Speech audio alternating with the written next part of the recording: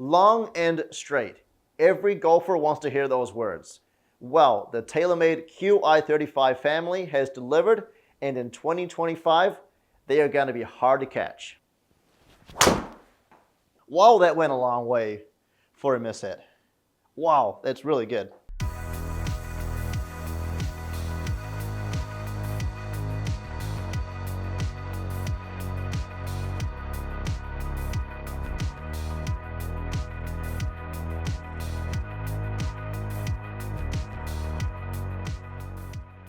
The Qi35 family for Taylormade is fantastic. 2025 is going to be definitely a recovery year for Taylormade. I'm going to say it now, the last couple of generations, they were good, but they weren't exceptional. I think other manufacturers slowly caught up.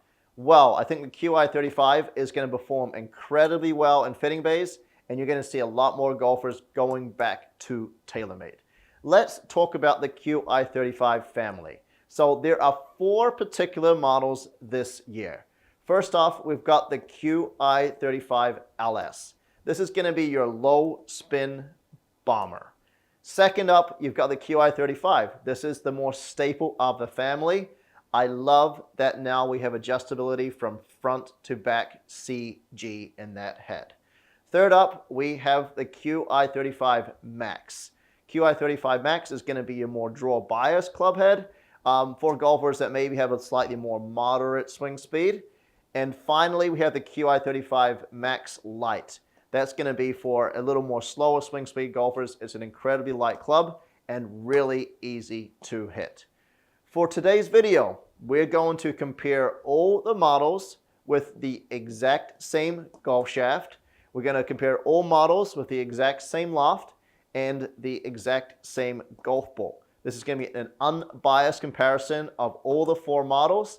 Let's get to testing and find out exactly which Qi35 driver you should be playing. Before we do that, please subscribe to this channel. Let me know what you think of the Qi35 and let me know what else you want to see on this channel. Let's start off with the Qi35 LS. This is the low spinning model. I love the adjustability here. So you have 2 3-gram weights, which I have forward for testing. You also have a 13-gram weight in the back. Now you can flip-flop those weights. You can put the 13-gram towards the toe, towards the heel, and put a 3-gram weight back to really help with shot shape management if you want to lower the spin or make it a little more draw or fade bias. Obviously still has the hosel, the 4-degree loft sleeve that you can change there as well. So let's hit some shots and see how the club performs. I just love how this looks at address. It really does look really clean. Nice traditional look. And all 4 driver heads do look very similar looking down it, which I do love. That was a little toe strike to start with. Off the toe. But that's pretty darn good first start off. Wow, that went a long way for a miss hit. Wow, that's really good. Yeah, 138 efficiency. Clearly, I hit that 17 millimeters off the toe, 14 millimeters high, and that thing still carried 303, going 331. Now, talk about great miss. That was a great miss. Just turn that one over a little bit more on that one. That one felt like it hit it closer to the middle of the face. Had a little more curve to it to the left. That's what I've been working on my game recently, is trying to get the ball to draw a little more. All right, so that one, yeah, 1700 spin, slightly high toe strike again, 295 going 321. Definitely a low spinner so far, but that's also due to hitting it off the toe. All right, so left the face open on that one. This will be interesting because user left the face open. Normally the ball goes a lot shorter and spins a little bit more. Well, 329 is not short, so pretty good. Now, you will say I have had a hard time hitting it straight. Once again, user a little bit there, but these balls are going far. 305 going 329. Yep, left the club face open about 1.5 degrees for a little push to the right. That felt closer to the middle of the face. And that was a little straighter. Wow, that was close to 310 carry. 332. That's pretty darn good.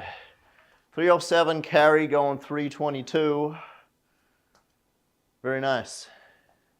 17-14 spin. Definitely low spinner. I hit that good. Hit that real good. That had to be pretty close to the middle of the face. That is right on the line. And I mean right on the line. Look at that. Absolutely right on the line. 330, right down the middle. 2000 spin. A little closer to the middle of the face. Pretty good. I'll hit one more. Kind of want to end on that one, but I'll see if I can do it again.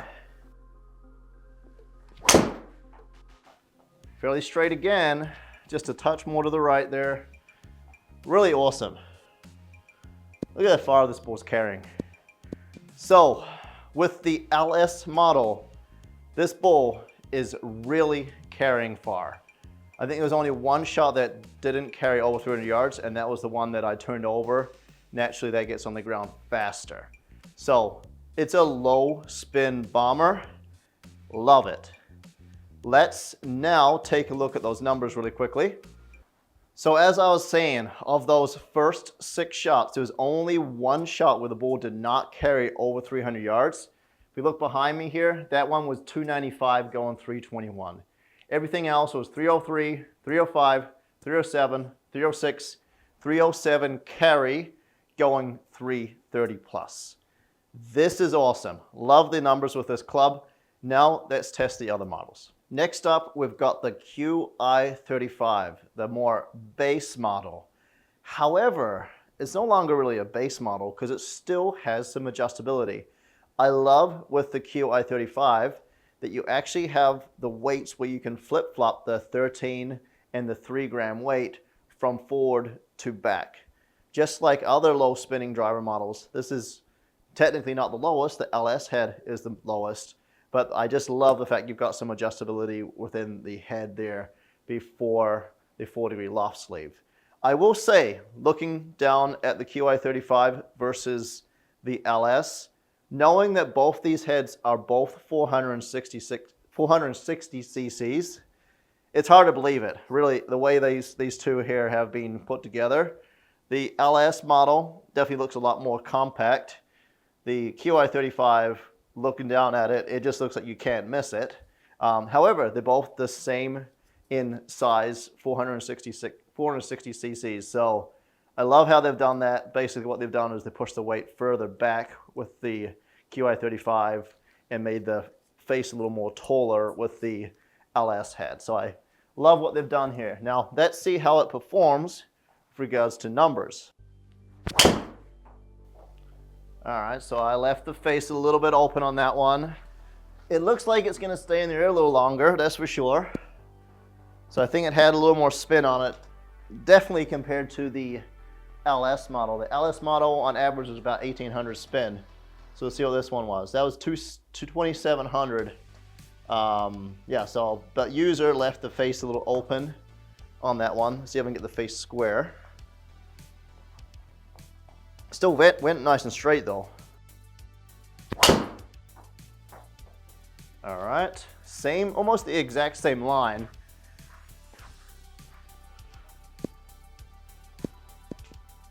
That one got out there a little bit more in the distance.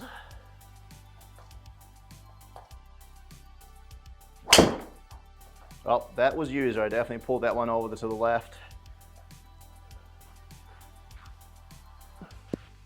That felt like that was going to go a lot further left. However, it definitely still stayed in the air, which I like. I think if that was the LS model, I think that would have really dove left and spun low. Yeah, 2,200 spin. I love the control that you're getting out of this driver. Even though I haven't shown it, the user's kind of left the face open or closed the face, but it hasn't gone flying left and right. So that one still has a chance to still be in play because of the spin. All right, there's a real bad miss. So that's just C. Stability, MRI, all that kind of stuff. And it almost did the exact same thing. I'm gonna tell you, that was as close to a sky that I'm gonna give you. Let's see what that was. 18 millimeters high. Yeah, that's as close to a sky ball as you'll ever see me hit it. And that ball still went 323. That was a better swing.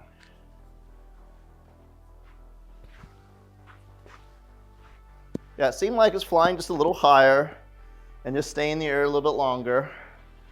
Still giving me pretty good carry distance on that one. I mean, 331, that's not far off from the LS head. All right, so that one had to be fairly close to the middle of the face. That thing is almost on the line again. Wow, I mean, it's still carried over 300 yards. So, I love with the Qi35 that you have the weights that you can move forward and back to help with spin control and possibly a little bit more ball speed there. But, I mean, that last shot carried right at 300 with 2400 spin, and it was dead straight. So you're gonna get some really good stability out of the Qi35. Maybe not quite as long as the LS head, but more stable. You're gonna stay in the fairway on those slightly more off-center hits, and you're gonna get away with it. Let's take a quick look at the numbers and just see what we can see. So with the Qi35, what we notice compared to the LS model is we're seeing just a little bit more spin and a little bit more stability. Yes, I was hitting it left and right with this particular head. However, that was the user, but it was still staying in play. It was staying in the air, which I really liked. You can actually see it was launching a little bit higher than the LS model, which you would expect. I didn't hit it quite as solid, lost a little bit of ball speed. But if you look at that spin, you know, we're talking, what is that, 350 RPMs more spin with the Qi35 versus the LS. That's significant. And you can see it was going a little bit shorter, but the mishits is what I've got to talk about. The mishits, I got away with more with the Qi35. I'm not saying the mishits were bad with the LS, but this one just felt like I was going to keep it in play a little bit more. Now let's look at the even more forgiving, kind of talking about 10K MOI head in the Max, and then we'll talk about the Lite version. The Qi35 Max is definitely a more high launch mid-spin driver, so it's going to spin a little bit more than the previous two. It's also more draw bias. This club's going to be easier to hit straight. You're not going to miss it to the right as much. So we're going to put that to the test. Looking at the two of them, the one thing that's clearly obvious is the Max head versus the Qi35 has this big 34-gram tungsten weight here in the back. Talking about stability, MOI, 10K MOI, that's how they do it there. So it's not one where you can move the weights around, it's fixed. So it's for a golfer that maybe needs help finding the middle of the face and wants some reliability when they don't hit it in the middle of the club face. But otherwise, looking at the two of them, look pretty similar.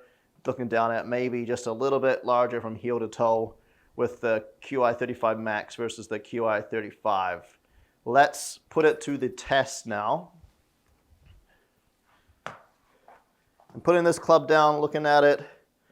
It sits a little bit more closed versus the Qi35, but it's not really noticeable, which I do like.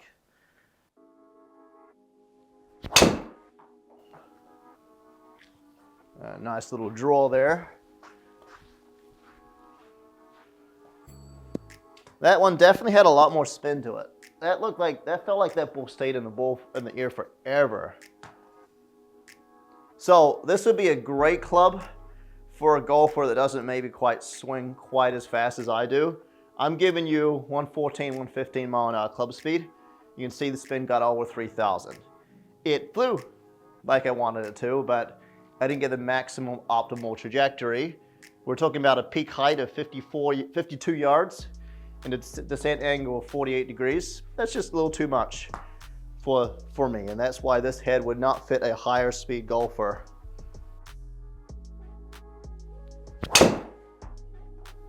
Yeah, I feel like I could hit the same shot over and over, which is a great thing, but it's just not going to go as far.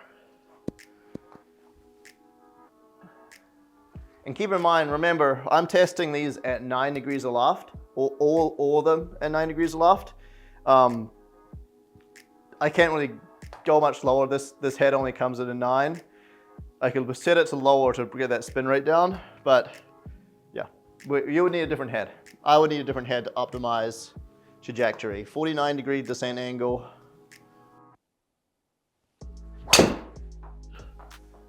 And definitely hooking. 49 degrees descent angle, high, big, high, sweeping draw.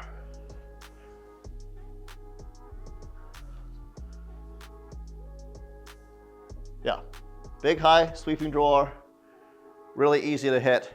I'm not doing this club any justice by swinging this at 113, 114, 115 miles an hour.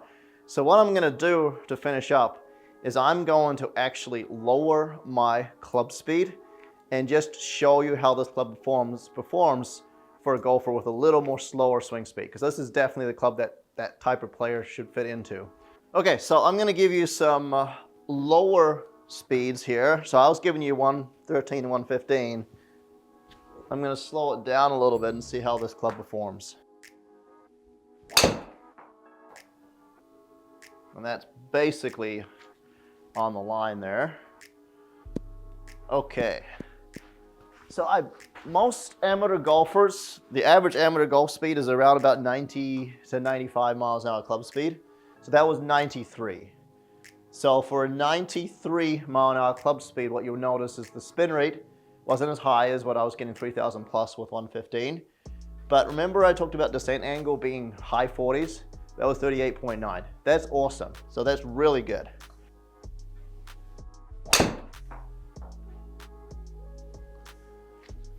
Yeah, real easy to hit straight.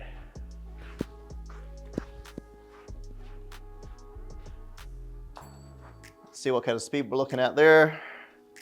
Curious to see what the club speed was. 91 miles an hour. 91 mile an hour swing, going 240 yards. Take that, and nice and straight.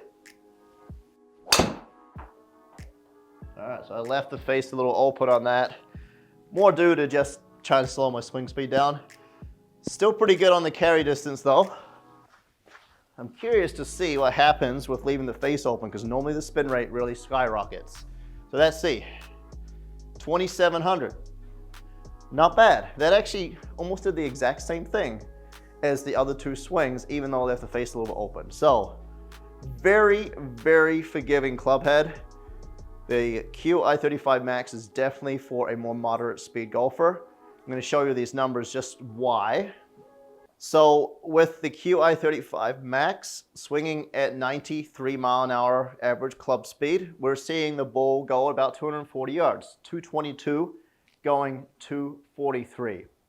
We always talk about that 15 degree launch and 2,500 spin. Well, I got that exactly. You can see 15.6, 2591, and you look on the dispersion, it was nice and straight. So if you're a moderate speed golfer, Qi35 Max, or even possibly the Qi35 if you're swinging a little bit faster, this is gonna fly nice and straight and you're not gonna miss it right. If you're a high speed golfer, obviously the Qi35 or the Qi35 LS is where we'll be looking at there. But you can see when I added a little speed to the Qi35 Max, over 3,000 spin. Just, yeah, that was too high. And when you see we lose distance, when I was swinging the same speed, you know, I lost, call it, that's almost 30 yard lost distance. So that's why this is designed for a more moderate speed golfer.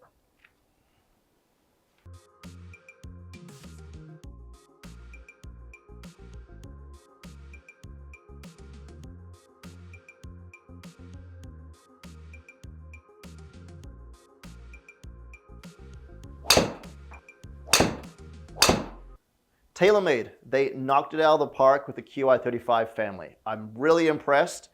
Let's talk about the numbers and find out what type of golfer should be playing which particular model.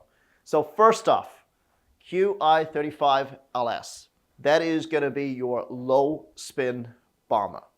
When I say low spin bomber, if you have speed, or maybe you slice it, or just we need to find a way to get spin rate down, that's going to be a type of golf club for you. So what you'll notice when I was testing it, it was the only club that was spinning under 2,000 at around about 1,800. Now, if you're a golfer that's, I don't normally spin the ball a lot. I'm normally around about 2,000 with my driver, but if you're a golfer that spins the ball significantly higher, it's going to help you. If you already spin the ball too low, obviously it's a low spinner. So keep that in mind. High launch, low spin equals more distance.